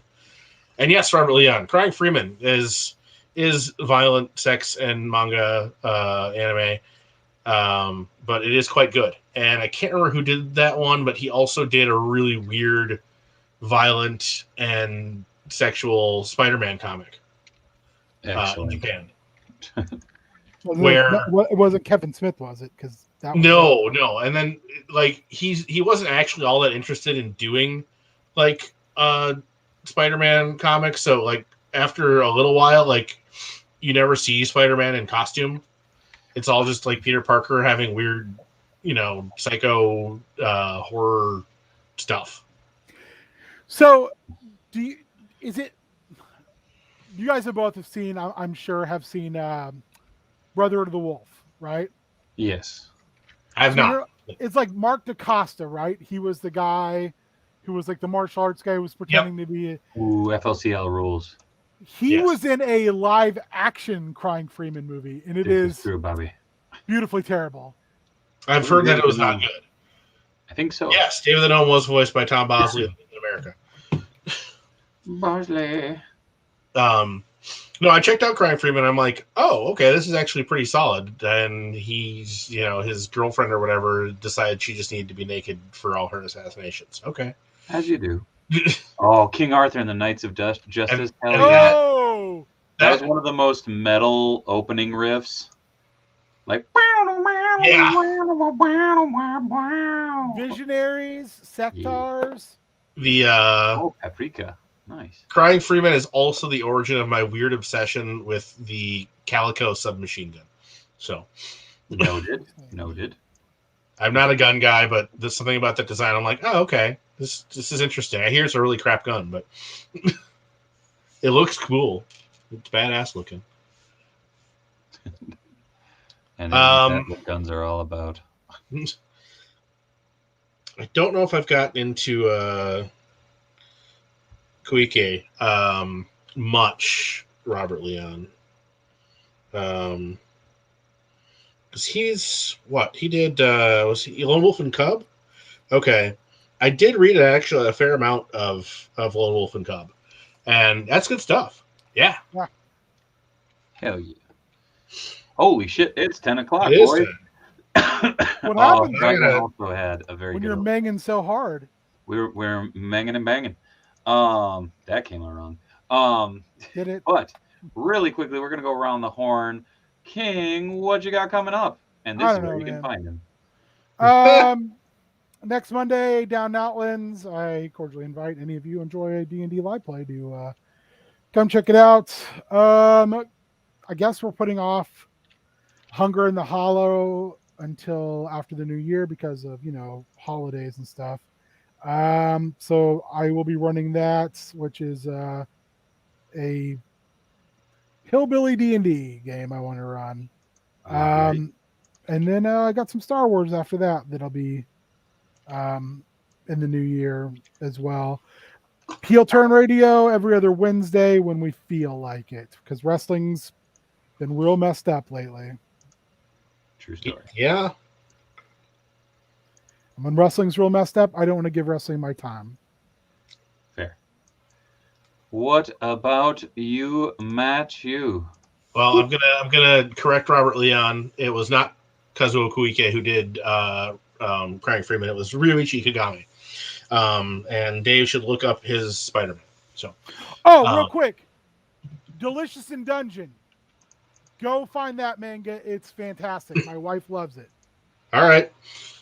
Yeah, there's where you can find me. I actually went and took pictures of a bunch of completed customs, so I'll be posting those up on my Insta over the course of the week here.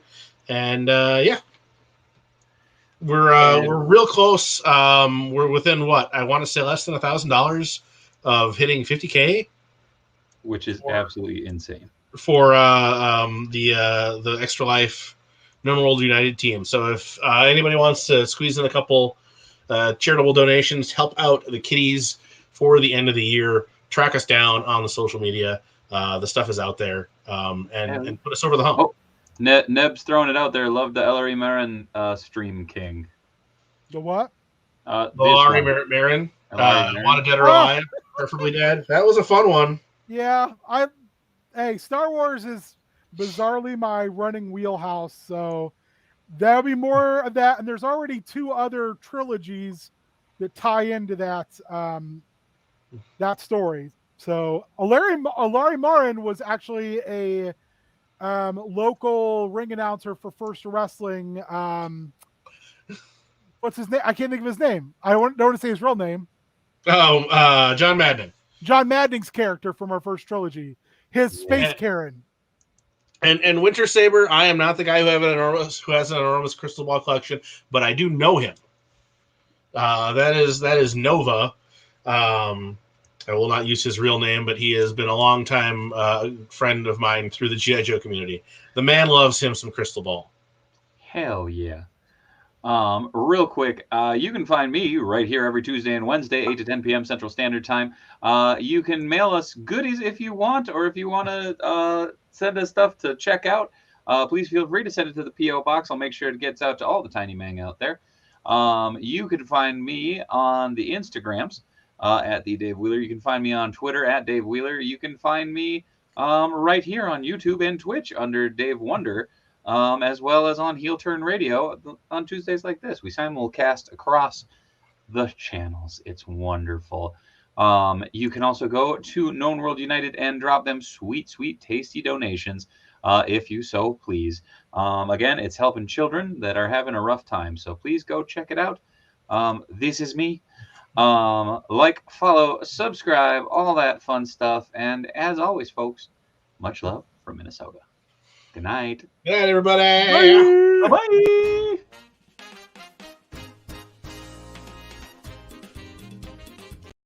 Also, thanks, Mitch.